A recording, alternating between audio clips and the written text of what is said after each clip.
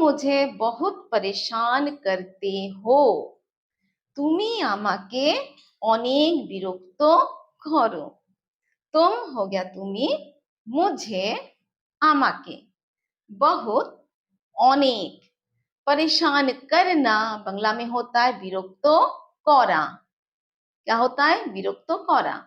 और परेशान करते हो विरक्त करो। তুমি আমাকে অনেক বিরক্ত করো। कुछ देर के लिए शांत रहो। কিছুক্ষণের জন্য শান্ত থাকো। कुछ देर के लिए, কিছুক্ষণের জন্য, শান্ত বাংলা में শান্ত, রহো থাকো, কিছুক্ষণের জন্য শান্ত থাকো।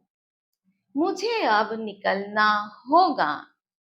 আমাকে এবার বেরোতে হবে। मुझे हो गया আমাকে, अब এবার, निकलना বেরোনো, और निकलना होगा বেরোতে হবে। আমাকে এবার বেরোতে হবে।